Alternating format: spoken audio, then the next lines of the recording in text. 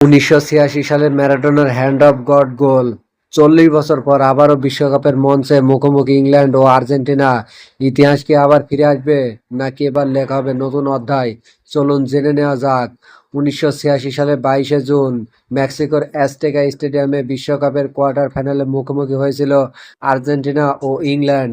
ম্যাচের ৫১তম মিনিটে Diego Maradona বিতর্কিতভাবে হাত দিয়ে বল জালে পাঠান। রেফারি গোলটি বৈধ ঘোষণা করেন। পরে ম্যারাডোনা এই গোলকে বলেন হ্যান্ড অফ গড। মাত্র ৪ মিনিট পর তিনি ফুটবল ইতিহাসের অন্যতম সেরা গোলটি করেন। নিজের অর্ধ থেকে বল নিয়ে একের পর এক ৫ জন ইংলিশ খেলোয়াড়কে কাটিয়ে গোল করেন। সেই গোলটি আজও গোল অব দ্য সেঞ্চুরি নামে পরিচিত। শেষ পর্যন্ত আর্জেন্টিনা ম্যাচটি ২-১ গোলে জিতে সেমিফাইনালে ওঠে এবং পরে বিশ্বকাপও জয় করে। এবার ২০২৬ বিশ্বকাপে আবারও মুখোমুখি হচ্ছে এই দুই চির প্রতিদ্বন্দ্বী দল। তবে এবার লড়াই সেমিফাইনালে।